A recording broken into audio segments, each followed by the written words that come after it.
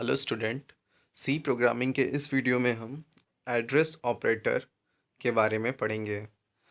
Address operator का use pointers में कैसे करते हैं इस बारे में लास्ट वीडियो में हमने पॉइंटर्स के बारे में पढ़ा था कि पॉइंटर्स क्या होते हैं, क्यों यूज़ किए जाते हैं, उनका इनिशियलाइजेशन कैसे होता है इत्यादि। तो आपको बताया गया था कि पॉइंटर्स जो होते हैं एक प्रकार के वेरिएबल्स ही होते हैं, परंतु ये वेरिएबल्स किसी अन्य वेरिएबल्स के एड्रेस को स्टोर करने के लिए प्रयोग किए जाते हैं। ठीक। अच्छा, पॉइंटर्स का यूज़ क्यों करते हैं? पॉइंटर्स का यूज़ करने से फ़ायदा होता है कि जो हमारी एग्जीक्यूशन की स्पीड होती है वो फास्ट होती है, और क्योंकि इसमें हम लोकेशंस के साथ डील करते हैं ना कि वैल्यूज़ के साथ। तो एड्रेस ऑपरेटर आपको बताया गया है स्पेशल टाइप का ऑपरेटर होता है। इसे एम्परसेंड सिंबल के द्वारा प्रदर्शित करते हैं। यह ऑपरेटर वेरिएबल का एड्रेस रिटर्न करता है। यानी अगर हमें किसी वेरिएबल का एड्रेस पता करना हो तो हम क्या करेंगे, एम्परसेंड लगा के उस वेरिएबल के नाम के आगे प्रिंट करा लो, तो वो वेरिएबल एम्परसेंड ऑपरेटर उस वेरिएबल का एड्रेस आपको रिटर्न कर देगा। तथा इसके साथ हमें फॉर्मेट स्ट्रिंग परसेंटेज यू को यूज़ करना चाहिए। अब परसेंटेज यू का यूज़ कैसे करेंगे? जैसे हम इंटीजर वैल्यू के लिए परसेंटेज डी लिखते थे प्रिंटफ फंक्शन के अंदर या फिर स्कैनफ फंक्शन के अंदर, फॉर्मेट स्ट्रिंग में परसेंटेज एफ लिखते थे फ्लोट वैल्यू के लिए, परसेंटेज सी कैरेक्टर वैल्यू के लिए, उसी प्रकार अगर आपको किसी वेरिएबल का एड्रेस स्टोर कराना है या प्रिंट कराना है तो उसके लिए हम क्या करेंगे, परसेंटेज यू यूज़ करेंगे फॉर्मेट स्ट्रिंग की जगह पे। अब एक एग्जांपल के माध्यम से हम आपको एड्रेस ऑपरेटर का यूज़ बताते हैं। एक प्रोग्राम है सी का छोटा सा, जिसमें हमने सबसे पहले हैज़ इंक्लूड studio.h, जो कि हमारी स्टैंडर्ड इनपुट आउटपुट फाइल है, एक हेडर फाइल है जिसे हम अपने प्रोग्राम में यूज़ करते हैं इनपुट आउटपुट फंक्शंस को यूज़ करने के लिए। इसके बाद हमारा मेन मेथड मेन से, then after that integer number. हमने एक प्रोग्राम में मेन से हमारा प्रोग्राम का एग्जीक्यूशन स्टार्ट हुआ, इसके अंदर हमने एक नंबर नाम का इंटीजर टाइप वेरिएबल डिक्लेयर भी किया और यहीं पे हमने उसको वैल्यू असाइन कर दिया, वैल्यू प्रदान कर दी। कितनी वैल्यू दी आपने? 50। यहाँ पे हमने 50 उसको प्रदान कर दिया। उसके बाद हमने चाहा तो उस वैल्यू को प्रिंट भी करा लो कि ये नंबर का जो आपकी वैल्यू क्या है। सबसे पहले हम इस वैल्यू प्रिंट कराएंगे, तो जो वैल्यू प्रिंट कराएंगे तो कितना होगा, 50। तो उसके लिए हम क्या यूज़ करेंगे, परसेंटेज डी। क्यों? क्योंकि यह एक इंटीजर वेरिएबल है, तो उसके लिए हम फॉर्मेट स्ट्रिंग परसेंटेज डी का यूज़ करेंगे। परंतु जब हम इसके एड्रेस की बात करेंगे तो एड्रेस प्रिंट कराने के लिए हम परसेंटेज यू फॉर्मेट स्ट्रिंग का यूज़ करेंगे, क्योंकि वह एक एड्रेस वैल्यू होगी। ठीक।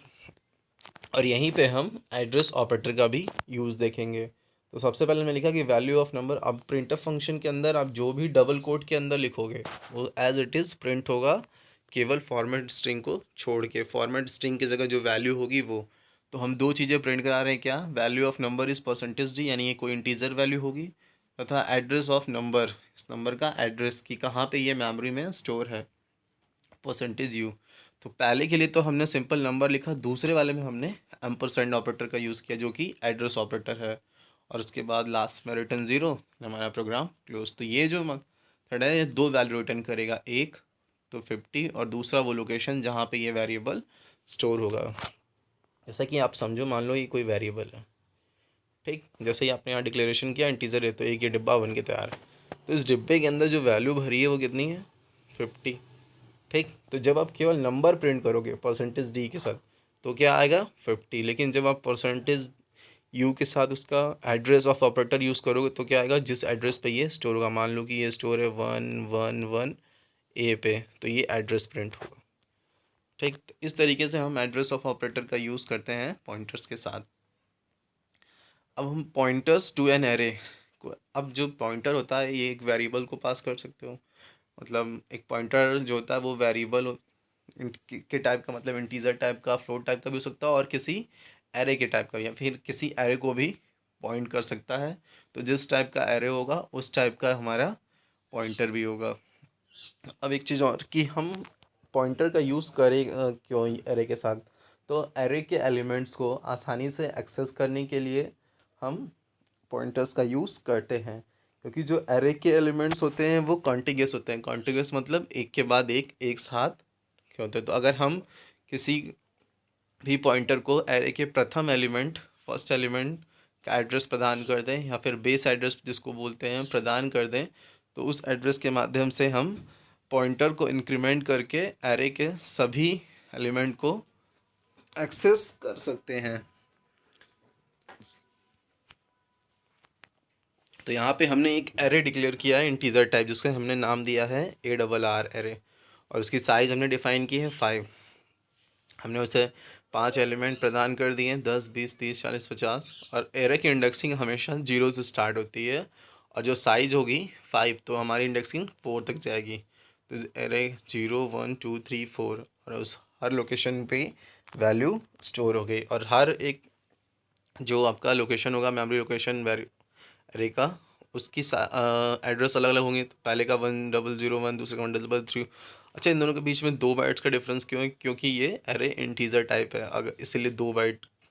अगर फ्लोट होता तो 4 बाइट, और कैरेक्टर होता तो एक एक बाइट का डिफरेंस होता है। तो अगर हम यहाँ पे किसी एक पॉइंटर को इस जगह का एड्रेस दे दें, तो हम उस पॉइंटर वेरिएबल को जब भी इंक्रीमेंट करेंगे तो वो 1 से इंक्रीमेंट ना होके इसकी एक लोकेशन से इंक्रीमेंट होगा। मतलब जब एक बार इंक्रीमेंट होगा तो यहाँ से सीधे यहाँ, एंड आफ्टर दैट यहाँ, यानी कि 1001 के बाद वो सीधे 1003 पे जाएगा। ओके, तो यहाँ पे आपने एक और वेरिएबल डिक्लेयर कर दिया integer type pointer variable T. अब कोई वेरिएबल पॉइंटर होगा कैसे पता चलेगा? अगर उसके पहले स्टार बना हुआ है, ये इसे हम एस्ट्रिक भी बोलते हैं या इनडायरेक्शन ऑपरेटर। ये स्टार किसी वेरिएबल के नाम के पहले अगर ये है तो वो पॉइंटर टाइप वेरिएबल है। और हमने यहाँ पे इस पॉइंटर टाइप वेरिएबल टी को एड्रेस प्रदान कर दिया ARR0, एरे 0, यानी कि जो पहला एलिमेंट है उसका एड्रेस, जिसको हम बेस एड्रेस बोलते हैं, वो प्रदान कर दिया। यानी अब टी में एरे का बेस एड्रेस हो गया। और इसको चाहो तो आप दूसरे तरीके से भी दे सकते हो पॉइंटर वेरिएबल को, केवल एरे का नाम देके। जब आप एरे का नाम दोगे केवल, तो क्या होगा कि कंपाइलर उसको ऑटोमेटिकली उस एरे का जो बेस एड्रेस होगा वो पॉइंटर को प्रदान कर देगा। और अब जब हम पॉइंटर को इंक्रीमेंट करेंगे तो पॉइंटर, ऐसे तो इंक्रीमेंट ऑपरेटर वैल्यू को 1 से बढ़ाता है, लेकिन पॉइंटर के केस में हमारा जो पॉइंटर होगा वो नेक्स्ट लोकेशन पे ट्रांसफ़र हो जाएगा। तो पॉइंटर्स की सहायता से एरे के सभी एलिमेंट्स को केवल उसके बेस एड्रेस से, या फिर जिसे हम फर्स्ट एलिमेंट का एड्रेस भी बोलते हैं, एक्सेस किया जा सकता है। अब हम इसे एक प्रोग्राम के माध्यम से समझेंगे। तो सिंपल जैसे हम हर प्रोग्राम में लिखते हैं हैज़ इंक्लूड studio.h, उसके बाद इंटीजर मेन, इसी मेन मेथड के पास से हमारा जो प्रोग्राम का फंक्शन होगा वो स्टार्ट होगा। ये मेन है, MAIN। उसके बाद हमने एक पॉइंटर टाइप वेरिएबल डिक्लेयर किया p। अब ये वेरिएबल पॉइंटर टाइप है कैसे पता चला? क्योंकि इसके पहले स्टार लगा हुआ है। ठीक, तो जिस भी वेरिएबल के पहले स्टार हो वो क्या है? पॉइंटर। हमने यहाँ pointer type variable p declare किया। उसके बाद हमने एक एरे डिक्लेयर किया जिसका नाम ARR, उसकी साइज़ 5 है। उसके अलावा हमने एक इंटीजर टाइप वेरिएबल आई और टोटल भी डिक्लेयर किया, और टोटल को हमने 0 से इनिशलाइज भी कर दिया, यानी हमने 0 उसको प्रदान भी कर दी। अब हमने यूज़र को एक, अब जो आपने एरे डिक्लेयर की है इसमें वैल्यू हमने पहले ही ना फिक्स करके यूज़र से मांगा है कि यूज़र या वैल्यू अपने हिसाब से दे 5 वैल्यूज़। हमने मैसेज प्रिंट किया, स्क्रीन पे मैसेज प्रिंट हुआ कि 5 एलिमेंट को आप एंटर करो। तो यूज़र क्या करेगा? 5 एलिमेंट को एंटर करेगा, तो वो सभी बारी बारी से इस लोकेशन पे स्टोर होंगे। ठीक, तो इस लोकेशन पे स्टोर होंगे तो हम क्या करेंगे? एरे के इंडेक्स, यानी कि 0 से जो स्टार्ट होती है, तो उसके लिए हम फॉर लूप का यूज़ करेंगे। किसके लिए? एरे के में हमेशा एलिमेंट को एक्सेस करने के लिए या फिर उनमें वैल्यू स्टोर करने के लिए हम फॉर लूप का यूज़ करते हैं। तो यहाँ हमने फॉर लूप का यूज़ किया, और हमने जो आई को इनिशलाइज नहीं किया था, यहाँ पे इनिशलाइज किया 0 से, और आई की वैल्यू <5, क्योंकि हमें 5 एलिमेंट ही स्टोर करना है, तो 0 से लेके 4 तक। यहाँ पे बार बार ये प्रिंट होगा मैसेज, और वो जो भी वैल्यू आप एंटर करोगे वो एरे के उस पर्टिकुलर लोकेशन पे जब फर्स्ट टाइम कहाँ पे जाएगा? यहाँ पे क्या होगा? ARR0, तो सबसे पहले हमारा 0 पे जाएगा। ये समझ लीजिए कि यहाँ पे जैसे ही आपने किया तो ये एक डिब्बा बन जाएगा यहाँ पे 5 एलिमेंट का। 1 2 3 4 5। तो जब पहली बार लूप चलेगी तो वैल्यू इसमें आएगा, दूसरी बार इसमें, तीसरी बार इसमें, चौथी बार इसमें, पांचवी बार इसमें। इस तरीके से इस पूरे एरे में वैल्यू भर दी जाएगी इस फॉर लूप के माध्यम से। उसके बाद हमने क्या किया कि एक पॉइंटर जो वेरिएबल जो पहले डिक्लेयर किया था उसको अब हम इस एरे का एड्रेस देंगे और इस एरे के बेस एड्रेस देंगे, मतलब कि जो फर्स्ट एलिमेंट का एड्रेस। तो उसको कैसे दे सकते हैं, या तो हम एम्परसेंड ऑपरेटर का यूज़ करें यानी एड्रेस ऑफ ऑपरेटर का, और उसके बाद एरे का नाम और इंडेक्सिंग 0 से दें, या फिर हम केवल एरे का नाम दे दें तो भी हम एड्रेस पास कर देंगे। इसके बाद हमने एड्रेस दे दिया, अब हम चाहें तो एरे के एलिमेंट्स को देख सकते हैं। उसके लिए हम क्या करेंगे कि हमने फॉर लूप का यूज़ किया यहाँ पे फिर से एरे के एलिमेंट को प्रिंट कराने के लिए, और उसके बाद प्रिंटफ फंक्शन का यूज़ करके %d, और उसके बाद हमने यहाँ पे अगर ये कोई नॉर्मल एरे होता, यहाँ पे पॉइंटर का यूज़ ना हुआ होता तो हम केवल p लिखते, लेकिन यहाँ पे हमें पॉइंटर वेरिएबल का यूज़ करना है, मतलब उस वैल्यू की एड्रेस, यानी इसका यूज़ इसलिए करें कि मान लो अगर कोई एक वेरिएबल है, ठीक, इसके अंदर 5 है, इसका एड्रेस 113 है, तो जब आप केवल p प्रिंट कराओगे तो ये प्रिंट होगा, और जब इसके आगे आप स्टार लगा दोगे तो इसके अंदर की वैल्यू 5 प्रिंट होगी, ठीक। तो इसलिए हम यहाँ पे स्टार लगाया हमने कि इस एड्रेस पे जो वैल्यू है वो प्रिंट करिए।